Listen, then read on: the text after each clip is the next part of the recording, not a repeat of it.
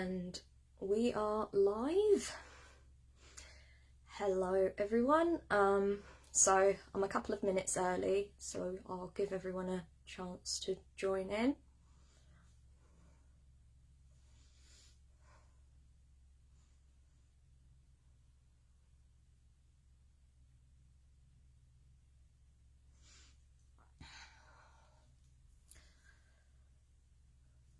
Slightly early.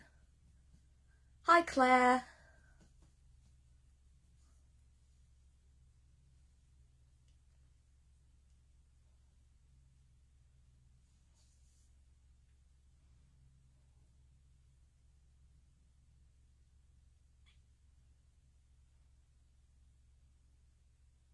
Hi Jem.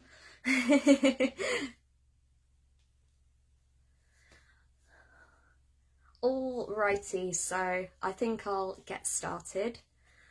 Hi Karen.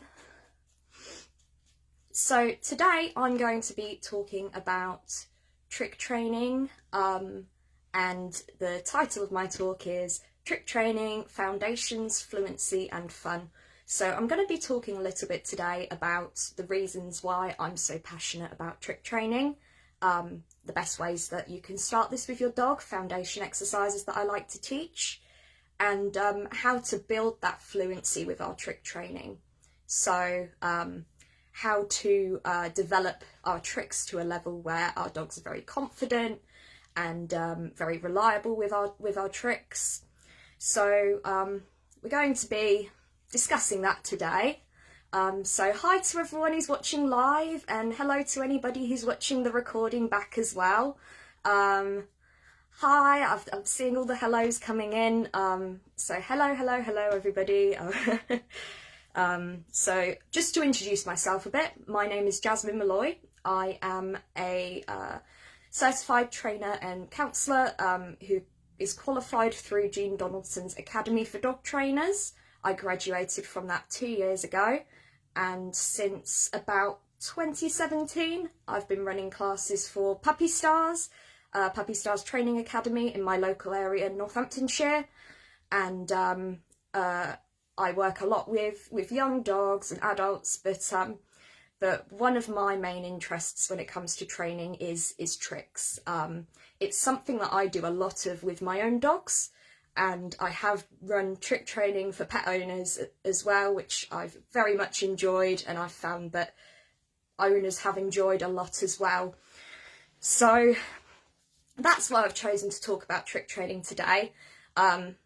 It's one of those things that I get very excited about. I absolutely love doing it with my dogs, and I'm really keen to share that enthusiasm and enjoyment with it. So if I can get my clients engaged and doing tricks and enjoying it and having fun with their dog as much as I enjoy it, then that, to me, that's a big success. Thank you, Sean. Saying that she loves seeing me do tricks with my dogs. So my dogs are Logan and Maya, and Maya is the dog who introduced me to the world of trick training. When she was a puppy, I wanted to find ways to challenge her because she's a husky cross German shepherd, so she's a very bright dog. And what I found was that doing tricks with her was a really good way to build our relationship, to build positive experiences, and also build her confidence. She came to me very nervous, and I strongly believe that doing a lot of tricks and encouraging her to engage with the environment for rewards and engage with me for rewards has significantly helped her confidence grow. I would definitely say that doing the tricks with her has been massively beneficial, and she's come a very long way. Hi Debbie, hello.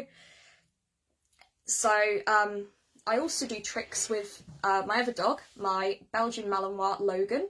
He's a very intense dog. He's absolutely crazy, and the trick training gives him a much needed outlet for his brain. Hi Tracy.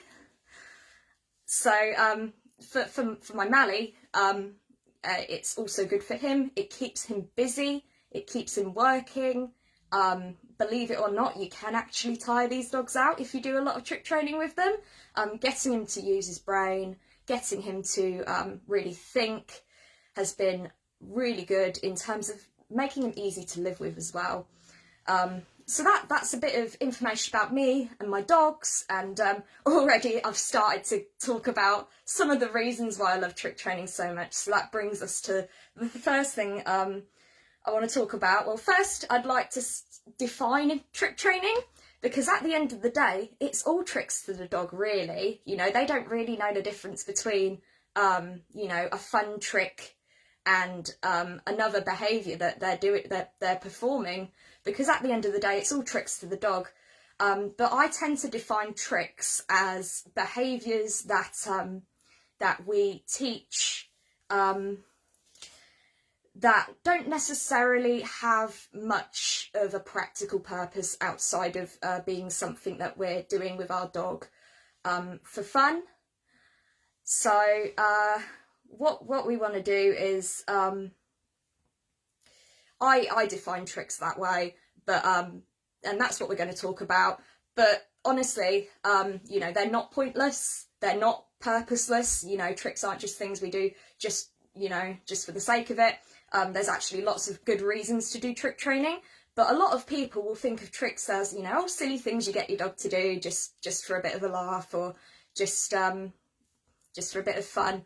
So that's the sort of trick training we're going to be looking at today. And why is trick training so good? Well, firstly, for the bond and relationship with your dog, it's brilliant. If you can have your dog having these positive interactions with you, and trick training is something that I find people really get into. If it's their sort of thing, we do enjoy it. So when we're enjoying ourselves, enjoying our training, it's great for building that relationship with our dogs, all these positive interactions and associations that we can create with using positive reinforcement training to shape behaviours and shape all kinds of a range of tricks with our dogs. Obviously, when your dog is doing things for you and there's a positive reward in return, you know, they're going to be happy, they're going to feel really good, and they're going to want to do more of that. And because trick training the human side, a lot of humans find it fun. You know, tricks make us smile, you know, they make us happy, we get excited when the dog gets it right. It's just generally quite an enjoyable thing to do with our dogs. I find that it's a really nice way to build that bond and to help people get into the training as well, because sometimes, you know, having success with a trick can really boost someone's confidence as a trainer. So if someone's been struggling with obedience with their dog, but then they manage to teach their dog a cool little spin or something, and they manage to teach them that in quite a short amount of time, that's a nice boost for them. You know, it's uplifting when our dog gets it right and when they learn something new and achieve something. So that's another reason why I like it. Again, as I mentioned, in the way that I use trick training with my dogs, who are high energy, intelligent breeds, it's great for mental stimulation. So keeping your dog's brain busy, keeping them thinking, and giving them things to do, really. Yes, do no harm, Victoria Stillwell Academy. Love this t-shirt. But what I really like is giving the dog a job. Obviously, a lot of the breeds, the majority of breeds that we keep in our homes, they were bred to be doing something. And you might think, you know, a Belgian Shepherd, a serious working dog who's spending his time doing tricks, at the end of the day, it doesn't matter to the dog. As long as you're keeping them busy, and as long as you're giving them that outlet, and providing them with something to do, trick training is for everybody, and I think it's really really good for fitness, body awareness, keeping your dog exercised, and things like that. And another reason I like doing tricks for the human side it helps us to learn and perfect our mechanics in training, which leads me on to the foundations for trick training. And this is one of the ways I find it really good to build our training mechanics and our physical training skills, because when we're doing these foundations with our dog, we can practice different types of training and harness and perfect those skills, because even us professionals, there's always room for improvement. I'm always looking at videos of myself training and thinking, oh, I did something a bit, you know, that wasn't quite right. I moved there, I gave a cue there, I wasn't completely keeping myself still. I'm you know, basically seeing little errors that you do. So even if you're a very competent practice trainer, we've always got things that we can do to improve, and doing trick training can help us see those and highlight those. So it's good to build the foundations with tricks for both the dog and the human. So not only is the dog learning foundations for things like body awareness and starting to use their brain and starting to offer different behaviours, we're also teaching the human the foundations of you know, how to train your dog, how to shape your dog, how to time properly with a marker and things like that, that, you know, they pick up while doing tricks, which really just seems like a bit of fun. A lot of people in class might not realise that they're actually picking up all these skills, because to them it's just having a bit of fun with their dog. But actually, you know, you're learning timing, you're learning how to fade out a food lure and how to transfer that onto a hand signal or a verbal cue. These are really good skills to have in any area of training. So as you can probably tell, I absolutely love trick training, and I'm very passionate. So those are some of the things that I absolutely love doing it in class, for those reasons. And just to proceed to a bit of talk about the foundation behaviours. So one of the really good foundations for both tricks in general as a concept for the dog, so the dog is learning a concept, but also for the human, is a nose to hand touch.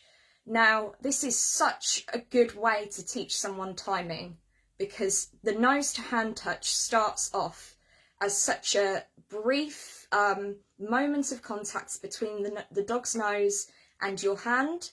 So the owner really has to pay attention to what the dog's doing to get that tiny moment that the nose is meeting the hand. And this is really good to help teach that timing, which I mentioned is crucial, and also setting criteria, because once the dog is reliably meeting your hand with their nose, we can start to adjust our criteria and have our hands slightly further away. So this is one of the things I like to introduce early on. And on the dog side of things, the dog is learning that they can target a part of their body to a part of your body and get a reward. So they're paying attention to what they're doing, by making contact with something. And this is a great foundation for lots of other things, because you can use the nose touch to transfer that onto, you know, a target that could be on the wall, and then you can have your dog going and turning on and off the lights with their nose. There's all sorts of ways that we can transfer that nose target, so it's a great starting point for trick training that I like. To be honest with you, even in non-tricks classes, I think nose to hand touches are brilliant. Just practically, they can be applied in so many different ways, especially for dogs that might be a little bit nervous or reactive when they're out and about. It makes a really nice alternative behaviour to some unwanted behaviours. So nose to hand touch, you know, brilliant, and arguably an important sort of basic foundation. But you can see how this can then translate and develop into more refined tricks. So nose target, really good one to start with. Another thing that I like to do is starting to introduce people to a little bit of shaping. Now, obviously, dogs learning how to offer behaviour and offer different things is a really good skill to have, and it's really beneficial for when we're starting to teach more advanced tricks. If our dog can offer us something different and is familiar with that sort of setup, then it is a nice way that we can set the dog up for the future when we're looking to teach more advanced tricks via shaping. So it does teach the dog concepts that are really important in that sense. But the other reason I really like it is because it gets the owner observing their dog closely. You know, what's your dog doing? You know, look at every small movement that they're making. You know, what are they doing that we can mark and pay them for, and how could we develop that? You know, if they inch towards an object, how can we you know, make it so that they go over to the object, and can we get it so they can touch their nose on the object? So people can start to see how the increments can build up to the final behaviour, and they're also paying attention to what their dog's doing. So, you know, that helps with timing, that helps with setting criteria, having clear criteria, and it also is good for, I like to talk to people about capturing tricks as well. And if they can observe their dog nicely when they're shaping with their dog, then I think they'll be more likely to notice things that their dog's doing that they might want to capture throughout the day. And I think it gets people thinking about their dog's behaviour in a way that they don't normally think, because they're really paying close attention to what they're doing, and really, you know, sort of having to make it very objective. You know, my dog has lifted their paw and moved slightly towards the object. My dog has lowered their nose towards an object, and things like that. You know, you can start to pick up on these really precise, small approximations, which is really important for building on the tricks, because you know, a lot of the things that we're aiming to teach our dogs are very complex, and we have to start at a level that's achievable, because dogs do what works for them, as we all know, and we need it to work, we need the training to be working out well for them so that they want to continue with it. I also like to incorporate with the shaping a bit of body awareness. So I like to have an object as a cue for the dog to start shaping and offering behaviours, and I like to get people to aim to get their dog targeting initially the front paws on the object, and working on back paws on the object as well. Body awareness exercises that are just really, really good, because it gets the dog thinking about what they're doing with their paws, what they're doing with their feet and their legs, and builds awareness of that where there may not have already been a lot of awareness. I mean, people who've had puppies, you know how clumsy they are, you know how little body awareness dogs tend to have as a default, so it just builds that so that we can then move on to more advanced tricks safely, and it also is an important prerequisite for more advanced tricks, more complex tricks, because if you want your dog to walk backwards around you, first they have to know what they're doing with their back legs. You know, you can't you can't run before we're crawling. So it's a really good thing to do with people. In terms of foundations for trick training, there are so many different things you can do. Those are a few of the things that I like to do in my trick training classes to get dogs starting to think about their body awareness, you know, offering behaviour for a reward, getting the humans thinking about observation, getting the humans thinking about timing, and and criteria setting as well. But all this stuff is, you know, it's quite complicated, and it can take a while to build up. So even the nose to hand touches, if you've got very good timing, you can start to get the dog making an effort to target your hand, but not all owners will have the best timing. So while they're building up that timing, I like to throw in some luring tricks as well to start with, because luring tricks, when the dog's following the food, you can see already what the final behaviour is going to look like. So you lure your dog in a circle. Oh, okay, that's what it's going to look like. It's going to be a spin in a circle in front of me. Whereas the nose to hand touch at this stage may literally just be a quick boop on your hand, getting them doing luring tricks which have quite easy success, and you can really see where it's going. I find that's a good way to get people invested as well, and it's a nice easy win for both the dog and the human, and it's also a good way to talk about fading food lures, because generally I find that dogs quite readily follow a food lure in a circle, for a spin, or in the other direction for a twist, and if they don't, you can break it down quite easily, slowing down the food and rewarding them for I tend to make it a half circle. I haven't actually found a dog that won't follow it halfway round to start with, but if there was a dog who didn't want to follow the food for a half circle, I would make it a quarter circle, or, you know, just following the food for a couple of steps or one step, and build it up from there. But as a default, I like to try and get the dogs following one smooth, fluid lure all the way around, because a lot of dogs, most dogs, can do that, and you know, the owner can see the end goal.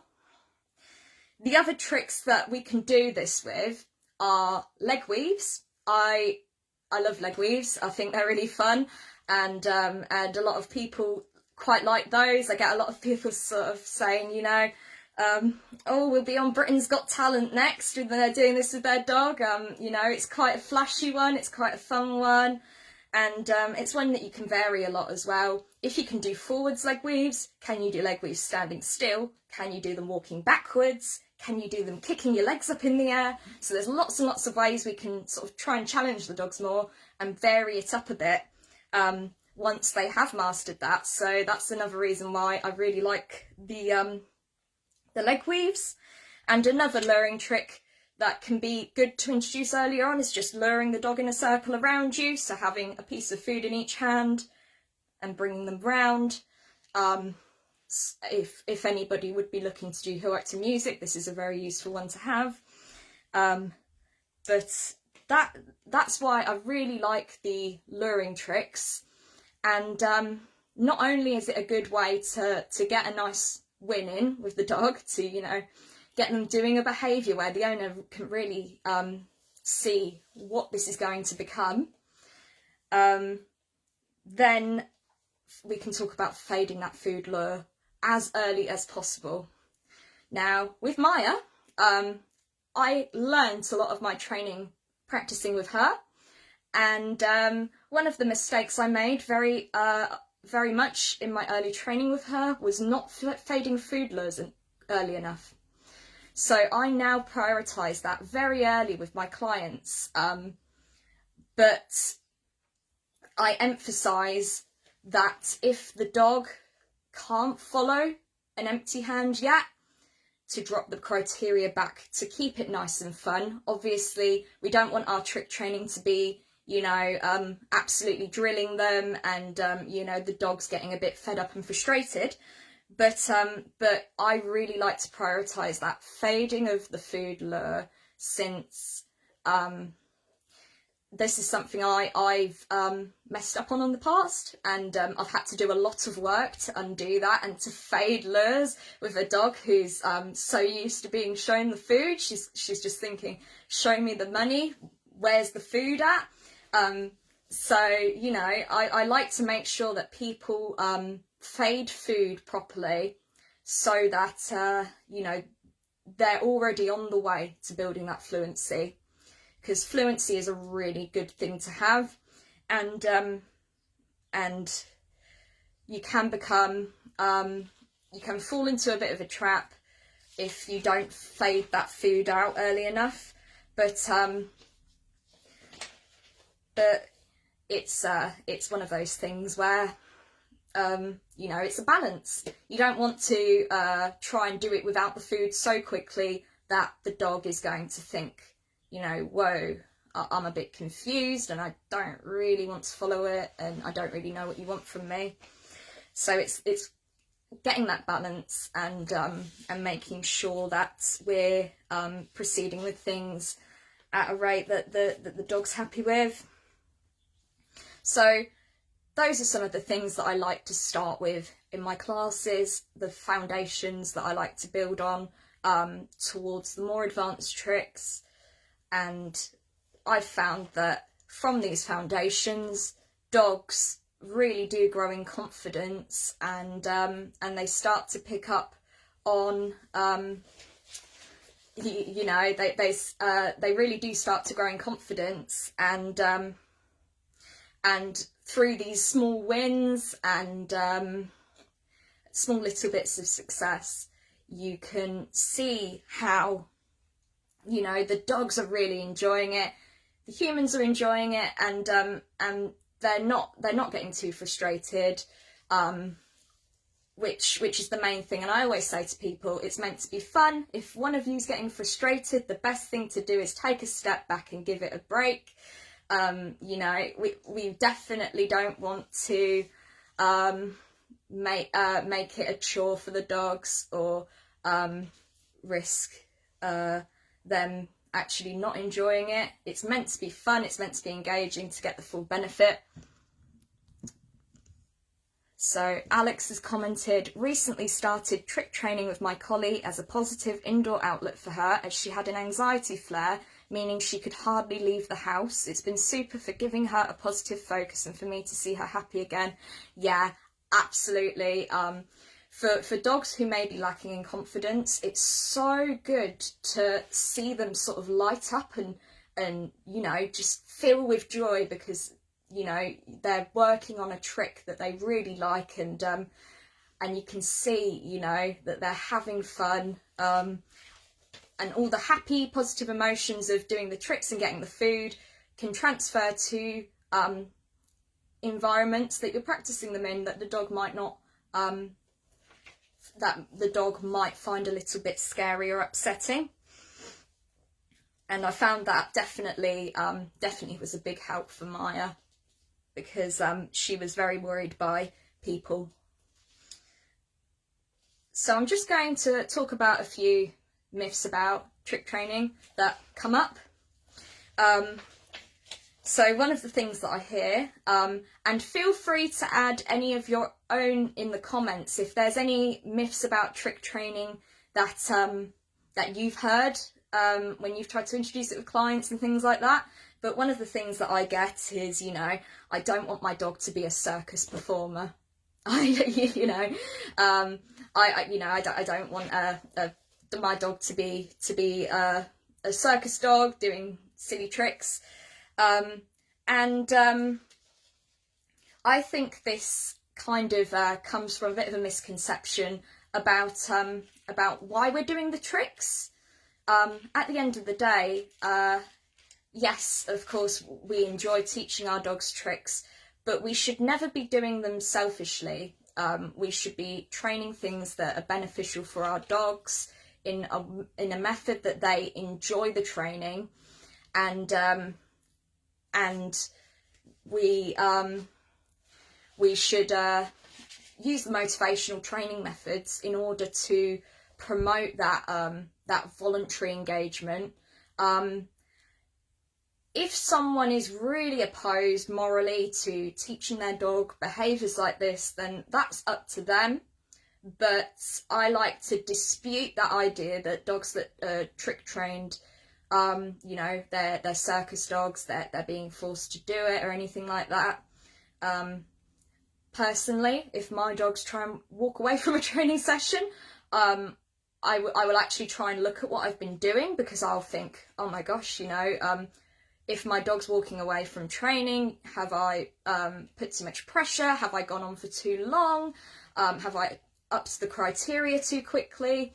And as a result, they're not getting enough reinforcement and they're disengaging from it.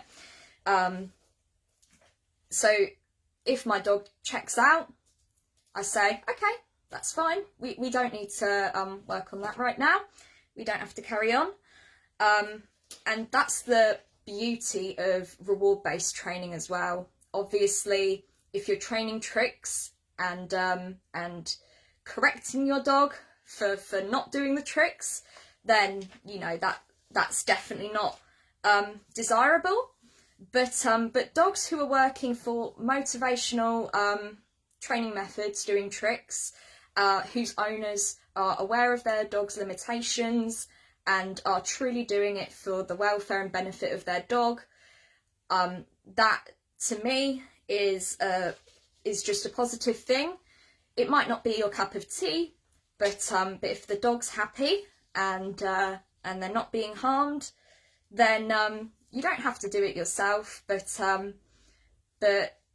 just be aware that these dogs aren't being mistreated, and you don't get that level of enthusiasm and engagement from a dog through mistreatment.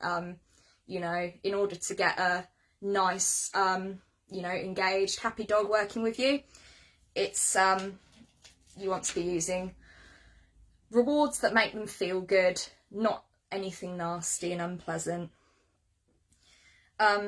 Another thing that you hear is that there's no point to training tricks. Obviously, we've covered all the reasons why we like to do it.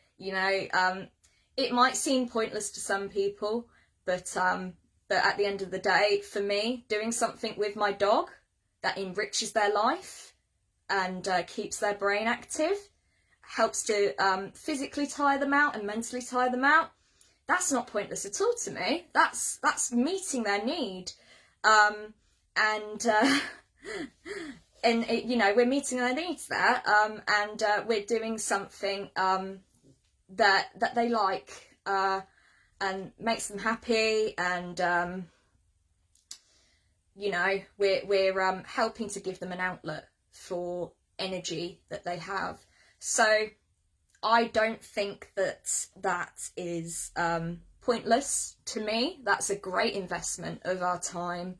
And tricks are part of my enrichment routine for my dogs, and part of how I, take the edge off and tire them out, especially if I don't have so much time to walk them and things like that. Doing tricks gives them a physical and mental outlet for their energy. Gemma says, I have the opposite problem. I can't get my dogs to not be involved when I'm training. They all love it and don't like waiting their turn. Yep. And you know what? I have the same. Logan especially has big fear of missing out. He wants to be involved. He gets jealous. And in the past, I have been in the position where I've tried to train for too long of a stretch with Maya, and she ends up disengaging, and or I end up sort of really trying to persuade her to do the things, and that'll be because I've trained her for too long. The motivator may not be something that she really wants that much in that moment. She might be tired, she might be a bit frustrated. And I used to end up at a point where she's not really wanting to work anymore and I'm really trying to plead her to work. And I've learned to cut my training sessions shorter to avoid that, that dynamic of me saying, please, come on, do this with me, please, Maya, come on. And she's just thinking, why? I can't be bothered, I've already done it for a bit, and we've been doing high energy tricks and I'm a bit knackered now and I just don't really want to do it. But because I've improved my training sessions now, I finish and she's looking at me like, oh, we're done? And, you know, that's what I want. I don't want her to be getting fed up and bored by the end of it. So that's how I've worked through that. With Maya, it was the trick training that really got me into dog training. So when I started teaching her tricks, that really, you know, got me interested in how dogs learn and things like that, and built my interest in that. So it's been a big learning process there, and I can look back and reflect on mistakes I've made, and when I'm working with clients, I try and work around that to avoid them making the same mistakes. And another myth that I hear is, you know, my dog could never do that. And hi, Anne. This is one that I think, obviously there are physical limitations for tricks, and there are tricks that wouldn't be safe for every dog to do. But the brilliant thing about trick training is that you can make the trick look however you want it to. So you can adapt tricks and make it so that they're lower impact or friendly for dogs who might be disabled in some way and things like that. It's so adaptable. It really, the only limit is your imagination, and what the dog can physically and safely do. So there are so many ways we can adjust tricks and change them up to make them friendly for older dogs, or certain breeds that might struggle a little bit more with them. And something else that comes up sometimes is, you know, I can't do trick training. I don't have a collie. My superstar trick dog is a husky cross, and she is a very stubborn girl sometimes. And you know, I say stubborn, I mean she is strong-willed, and she, you know what I mean. But you know, you hear, you know, tricks of collies or for dogs that like to work. You can't do it with, you know, you can't do it with a husky, you can't do it with a whippet, you can't do it with a sight hound, or a scent hound. Actually, you can do tricks with every dog. Sometimes there might be motivation challenges. So for these dogs, they might be a little bit harder to motivate.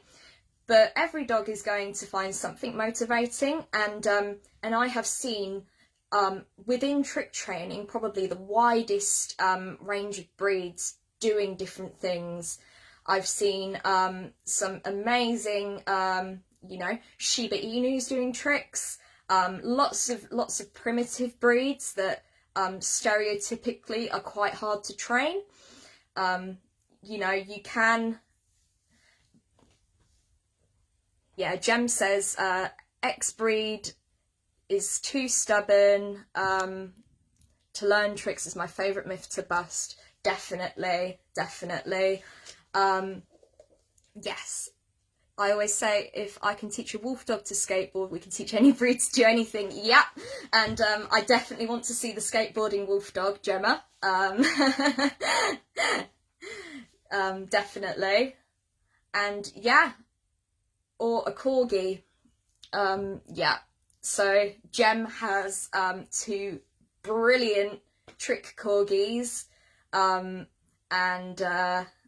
you know, people do tricks with all sorts of dogs.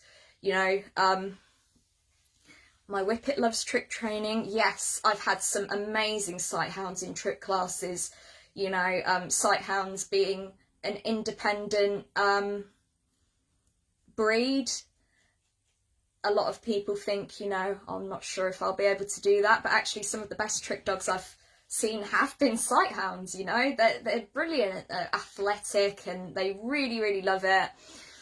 Yeah, Sally says most stubborn, in inverted commas, breeds are just independents. Doing trick training is a great way to tap into that independent thinking. It's great. Exactly. You know, when we're doing trick training and it's well executed, the dog's thinking, you know, I've come up with a brilliant idea and my human loves it. you know, I'm on top of the world, I'm awesome. So, you know, when the dog thinks it's their idea, the dog's offering the behaviour, it's great. And I find that it's a really, really, really positive way to engage your dog. So yeah, trick training is for every dog.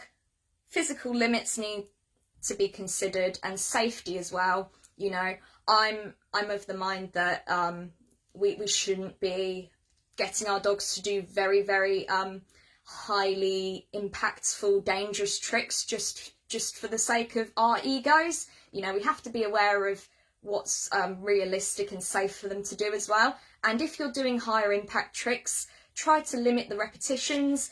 I do like to do high impact tricks with my dogs, but I make sure that they're nice and fit, and that they've got good body awareness so that they can do them safely.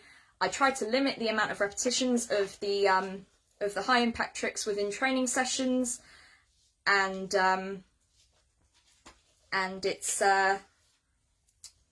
and yeah, you know, just basically being careful, understanding your dog and understanding their limits. But yeah, all breeds can do tricks. There just may be difference in motivation, and you know, you have to find what makes your dog tick. But just to emphasise that it can be done with any breed of dog. You can see people doing trick training with all sorts of species. Now, Sian Murphy with her monitor lizard, I know that they've taught leg weaves. That is brilliant. Leg weaves with a lizard. That is so cool. There's also people who've trained their rats and birds to do brilliant tricks. So even between species, you know, you can adapt to the ability of the species and what they're capable of. So I've seen with rats, obviously they've got quite dexterous front legs and hands. So I've seen rats pulling up flags on a little rope and things like that. You know, we can adapt it to the strengths of each animal and the strengths of each individual dog in front of us. Now, I wanted to talk a little bit about making training plans for tricks. I like to use training plans to make sure that I'm on target with my training, that I'm focused, because I have a habit of sort of dawdling a bit and doing my own thing and winging it and you know, doodling about with my dogs, which is fine. But if I'm really trying to polish up a trick, especially if it's for a routine or something like that, then I like to have a focused training plan just to give myself a bit of an idea of how I'm proceeding with the trick. So the first thing that I like to get people to do, say you're thinking, you know, okay, I really want my dog to be able to do this. Really have a clear picture of what the final behaviour looks like, because if we're not 100% sure what we're aiming for, then it can be hard to set the criteria for our dogs and be consistent about it. Now, obviously, sometimes, you know, we'll be shaping with our dogs and they'll offer us something fun that we haven't thought of, and we'll think, okay, you know, I'll go along with that. But ultimately as well, when it comes to building a training plan, it's a good idea to have a very clear idea of, you know, what it looks like when the dog meets the criteria of each stage and what it looks like when they don't. And that way you can find splits in each stage to make it a little bit easier if you need to, and you know exactly when to proceed with the plan. And it just gives you a really nice way to measure your training sessions as well. You know, you can record and say, okay, you know, this is where we got to in our last training session, and pick it back up from there. I'm a big fan of training plans for that reason. And when it comes to tricks, you know, it really helps to define the trick very clearly. And the size of the increments can depend on the dog. I like to try and have fewer steps in my plan to try and push the dog through. but then obviously if they struggle, being very ready to drop the criteria and find an in-between, a split, to make it easier for them. And this is where trick training is really good for getting owners to manage their expectations for their dog at each stage, and actually set their criteria at a realistic level, because a lot of people have sky-high expectations of their dog that the dog just cannot meet in that moment in time. They just can't do it yet. But when it comes to, you know, something a bit more lighthearted like tricks, people can be a bit more forgiving of their dogs, and they may be a little bit more happy to split criteria, because you get less of, you know, oh, it's lying down and staying in a down. He should know that, you know, we're teaching our dog quite an unusual thing here, to turn in a circle in front of us. So, you know, we're going to have to break it down a bit if we need to. That's just one reason why it's another positive thing to get people doing with their dogs, definitely. And in terms of my classes and adding tricks to the classes, I really like to incorporate a couple of tricks into things like puppy class and basic training class, because it helps provide a bit of variety. For all the reasons I've mentioned already, trick training is really good for dogs generally and for people. So I really like to include them in class where it's appropriate. I tend to sort of have a trick just before we finish to end on something quite fun and a bit different, and then people end the class sort of smiling and having fun with their dog, and most of the time, even if people have just come to do basic, you know, puppy or obedience training, even people who may be a little bit hesitant about the tricks at first and thinking, you know, I'm not sure if this is going to be such a useful way to spend my time with my dog. Actually, you know, a lot of people do get the bug and really get into it. You know, I've had people who might say as well, you know, oh, I don't really, you know, I've not got much interest in teaching that to my dog, but my granddaughter would absolutely love that. So, you know, and that's another thing. It's a nice way to get children engaging with the dog, because a lot of the time kids find tricks exciting and like getting involved. So that's why I like adding trick training, and even if people are a bit unsure about it at first, I find that once you explain how it can be beneficial, how it can help keep their dog busy and things like that, they tend to get on board. And I have also ran dedicated trick training classes, which I found extremely enjoyable, because we can really focus on refining those tricks and building the dog's repertoire there. With the trick training classes, it's a little bit more of a niche interest. You know, not all pet owners, probably the minority of pet owners, are going to want to do a dedicated trick training class. But for the people who do really, you know, get the bug and want to carry on training with their dogs, it's a nice way to keep that up, to keep the dog learning new concepts and new behaviours, and to keep the person training as well, because sometimes people fall into a trap of training their dog at the foundations, doing a little bit of maintenance here and there, but they're not doing too much else with their dog. This keeps them doing new, different things, and things that keep the dog thinking, keep them nice and busy, which is what we like. Sally says, training plans for the win allows us to focus on the process and where our dog's in the moment over the behaviour's final destination. focusing too much on the end result can be demotivating for us people if we can't see it. Loving this chat too. All the talks have been smashing. Really value everyone's time, knowledge and opinions. Yeah, the talks have been brilliant, haven't they? I've got so many to catch up on, but just from the ones that I've managed to catch, they've just been absolutely great, and everyone giving up their time, and you know, it's been brilliant. But yeah, training plans really good. It's a really good point of reference as well. If you get a bit lost, or you know, a bit confused or a bit overwhelmed by it, it gives you something you can go back to and have a look at. And it, like you said, like Sally said, having that focus on what the dog's currently achieving instead of just thinking about the end goal.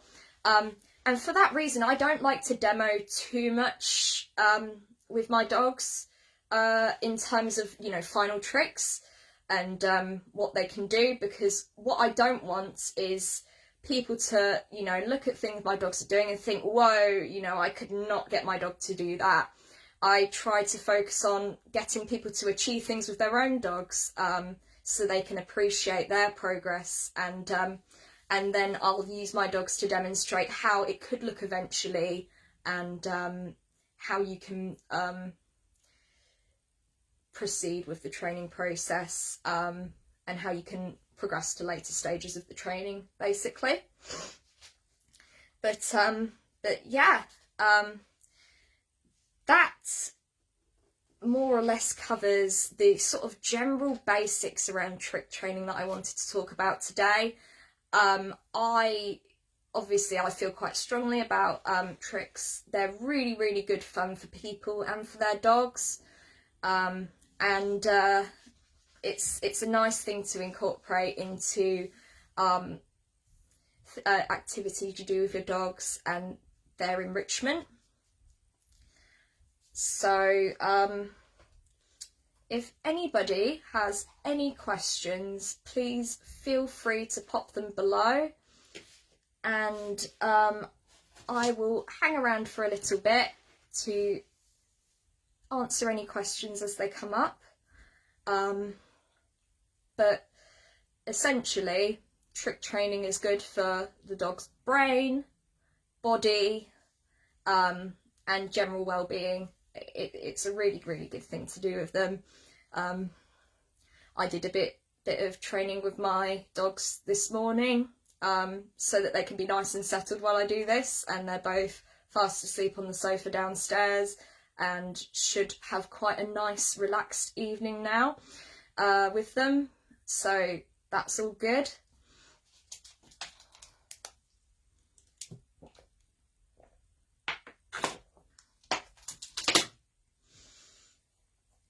And if you do think of any questions you'd like to ask me after this talk, or if you're watching the replay and there's anything that you'd like to ask, please feel free to leave a comment. I'll be going back and answering comments from you guys, and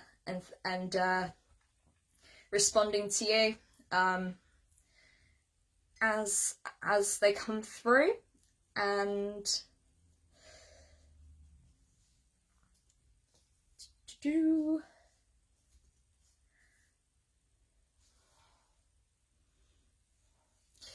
yeah, I really am thankful for this opportunity to talk to you guys. So thank you to Ruby for inviting me. Really appreciate it. I've never actually spoken on a Facebook Live before. It's a bit out of my comfort zone. And Sally says, how have you adapted to dogs whom are deaf, or maybe a slightly different way to tricks? So for deaf dogs, one of the adaptations is definitely the marker, because we use a verbal marker or a clicker, which is obviously a sound. So one way that we have to adapt things is in having a visual marker if the dog has good eyesight, so that we can signal to the dog the moment they've got it right, in a way that they can interpret it. So obviously if we say yes to a deaf dog, you know, they're not going to register that. I am a big fan of using a thumbs up as a visual marker for a deaf dog. Some people also use the flash of a torch or something like that. Obviously, as long as it's something that the dog can perceive and the dog's happy with, they're not frightened by it, then it's something you can utilise.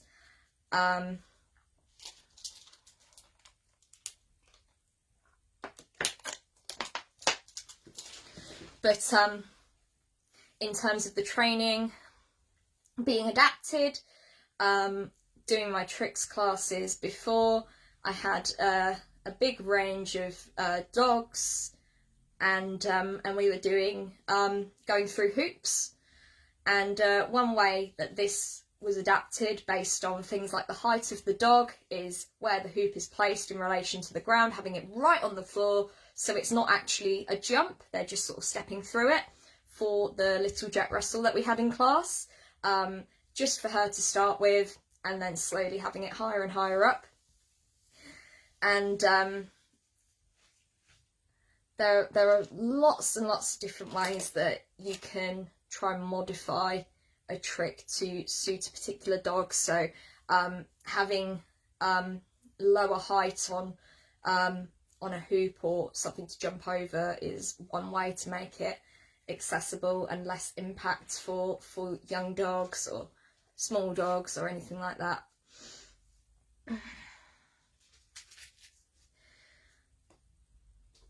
Right, like I said, thank you so much to Ruby for organising this amazing event with all these incredible speakers, and for inviting me to come and talk.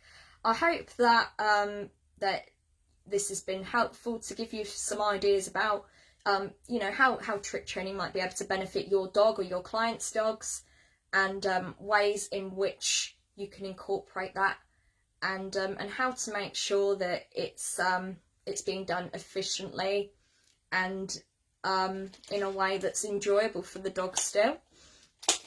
If anyone does have any other questions, like I said, drop comments below.